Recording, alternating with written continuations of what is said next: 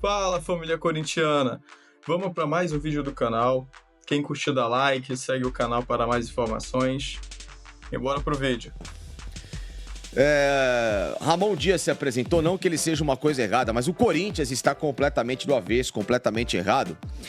E o Ramon Dias, pra mim, mais do que dizer que o Corinthians tem que ser agressivo e não vai amarrar, aquela coisa arada toda, a grande expectativa até a última sexta-feira era a história do Balotelli, né?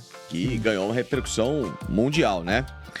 E eu queria começar com isso, porque me parece, Fábio Sormani, André Avelar e Luiz Felipe Castro, que é mais um técnico que chega ao Corinthians e fala a língua completamente diferente do que a diretoria pensa em termos de planejamento, de reforços e completamente contrário ao que o torcedor estava especulando ao longo do final de semana, né? Então eu quero começar com essa sonora do Ramon Dias pra gente discutir se de fato essa relação já começa bem, porque se até sexta-feira o Corinthians estava negociando, a gente sabe que fez proposta pro staff do Balotelli, tava esperando o cara responder.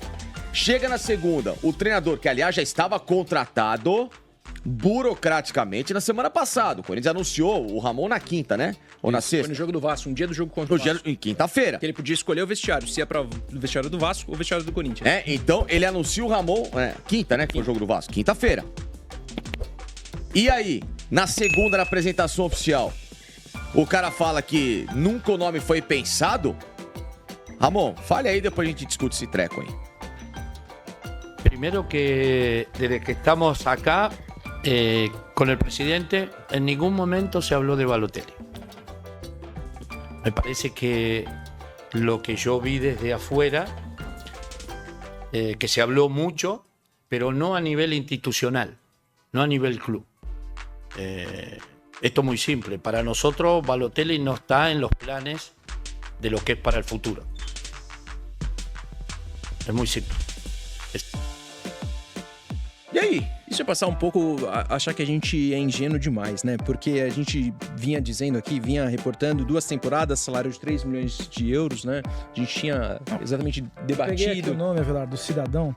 O diretor da base do Corinthians, Claudinei Alves, que não sei por que fala em nome da diretoria do... Também é muita gente que fala, exato. Quem fala é o diretor da base. Ele deu uma entrevista ao site Gol na sexta passada, dizendo, isso aí que você tá dizendo, 2 anos de contrato, falou até o salário, O dirigente informou a pedida do atleta de 8 milhões de euros, blá, blá, blá. E tinha os 2 milhões de luvas também que o Sormani apontou, né? Isso aí, 2 milhões de luvas e tudo mais. Então o diretor da base disse que estava negociando. E aí parece esse. O recado que fica é como se a gente não soubesse de nada, não tivesse informação alguma. E não, o Balotelli, imagina, onde se tiraram esse nome? A minha interpretação é que ele não tá duvidando da imprensa ou qualquer coisa do tipo. É que ele tá dizendo, não me falaram nada, então não tem nada. Porque se tivesse nos planos, ele teria sido avisado. Estamos trazendo o Balotelli aí, tal.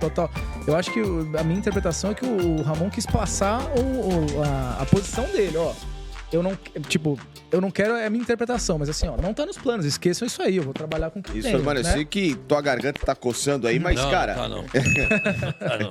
Pra falar. Não. Sobre esse caso, não. Mas assim, pra buscar a sua opinião pelo seguinte, porque é o segundo técnico que chega ao Corinthians e que desmente uma situação de negociação. Primeiro foi o Antônio Oliveira, que não é que ele desmentiu negociações, mas ele veio a público e disse: me prometeram A e não trouxeram nem o B, nem o C, nem o D. E a situação azedou, caiu, claro, também pelos resultados, mas muito por isso. E chega Ramon Dias nesse clima amistosíssimo. Então, Facinca, isso tudo mostra, é mais um capítulo do amadorismo da atual gestão do Corinthians. É impressionante a falta de vocação dessa gente, desse pessoal capitaneado pelo Augusto Melo para dirigir o Corinthians. Gente sem experiência, sem noção do que significa estar no Corinthians, do que significa dirigir o Corinthians. É isso, gente. É isso. Então, pipocam casos aqui, ali, lá e acolá, e a todo instante, aí de repente vem o cara, diz que não falou. O próprio presidente deu uma declaração num programa que eu estava, com o Benja, na CNN, Sim. que a farra acabou. Ele falou isso, ele estava do meu lado. Sim. E tem aí na internet. Aí ele sai dizendo pra todo mundo que nunca disse isso.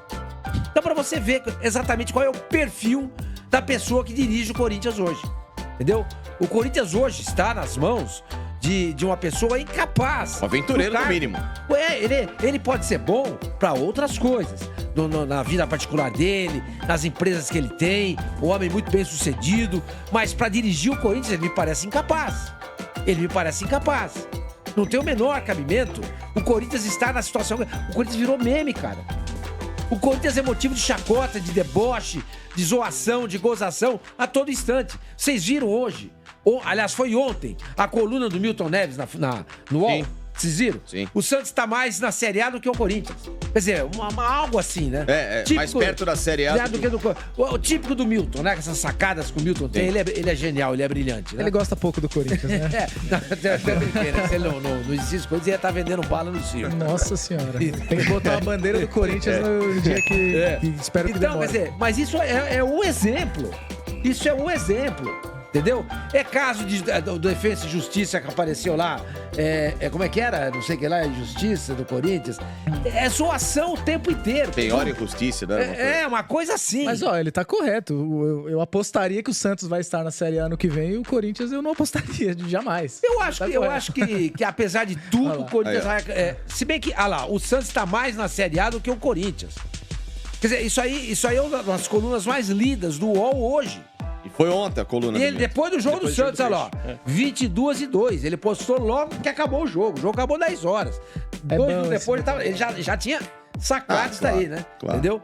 Então, quer dizer, é o Milton, é o internauta, é o tuiteiro, né? E o Corinthians, o Corinthians não pode ser tratado desse jeito.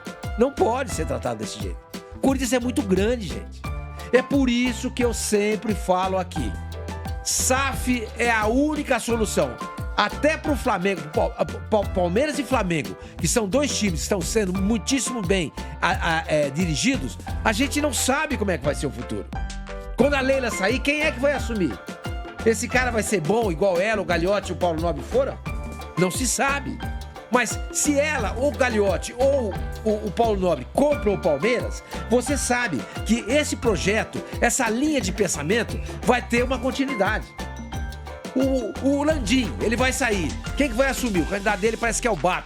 Não sei, não. A oposição até agora não tem ninguém. Dele é o Danche e o contrário tá o BAP. O contrário, o BAP é a oposição. É. Quer dizer, aí ganha o BAP. Que tá forte, viu? Que tá forte. Aí vem o BAP e muda tudo. Tudo que existe hoje no Flamengo é destruído. Eu só tô dando um exemplo, tô dizendo que vai acontecer. Ei, se tem uma SAF, você tem um dono. Você tem um dono. O cara não vai querer que o negócio dele vá A falência. à falência. Pra cucuia. Não quer. Entendeu? Porque é uma empresa. Aí você pode falar, mas e a 777? Bom, tem empresas e tem empresas. O meu contraponto é o Textor. Vocês podem falar o que quiser do Textor, e com razão, em muitos casos. Mas o que ele fez com o Botafogo, ele pegou um Botafogo da Série B... A administração dele no Botafogo é ótima. É impecável. O Botafogo hoje é o único time que consegue duelar com Palmeiras e Flamengo. Um time que 3 anos atrás estava na Série B. Contratou o Almada, a contratação mais cara da história do futebol brasileiro. Exatamente. Então, quer dizer, aí você não tem... A impressão que me passa, e olhando, não tem ninguém minimamente inteligente para dirigir o Corinthians. Não tem lucidez. Corinthians. A lucidez no Corinthians é a última palavra que a gente possa Agora associar com o clube. tem esse caso aí da OTB, né, que tá... Eu ia te perguntar, até deixar pra depois, mas já que você colocou o assunto em pauta, a gente conhece um dos grandes gestores da OTB, que é o Bruno Paiva, né? Principalmente você, que é o filho do nosso saudoso Mário Sérgio, né? Exato. A empresa que tem a gestão do Marcelo Golfar, que foi um grande empresário de futebol e passou agora a O gerir um sonho dele era conglomerado, ser né? presidente do Corinthians. Ele tinha esse sonho, sempre foi, tinha né? esse sonho. E aí Agora é o filho dele que tá... Exatamente, agora é o filho dele, que é o Bernardo, né? Isso. O Marcelo era o... eu acho que o Bernardo era o pai e o Isso, Marcelo exatamente, é o filho. exatamente. Enfim, eu sei que eu lembro deles trabalhando no futebol com jogadores Sim, há muito tempo e, enfim, trabalho sempre muito sério. O que eles têm de hoje, budget, capacidade de chegar e trucar o Corinthians? A proposta que foi colocada para o presidente Augusto Melo, que ele desmente... Você chegou a conversar com o Bruno? Ainda não. Ainda não.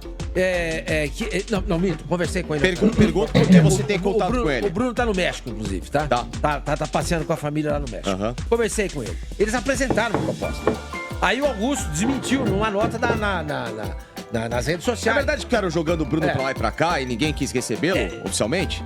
Não, a proposta foi apresentada. Sim. Já foi apresentada pro Corinthians. E ele desmentiu e o Bruno falou, não, nós apresentamos a proposta.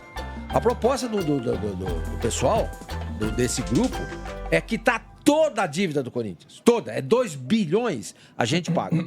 Mas eles querem contrapartida. Claro. Eles querem contrapartida. E a principal contrapartida que eles querem é tomar conta do A gestão futebol. é nossa. Exatamente, Claro, a gestão lógico, tem que é ser óbvio, nossa. mas O cara não vai botar 2 bilhões e trala lá Esse tá na mão do pra Augusto deixar gerir. pro Augusto Melo ficar tocando Corinthians. E continuar fazendo bobagens e voltar a fazer do Corinthians um clube devedor.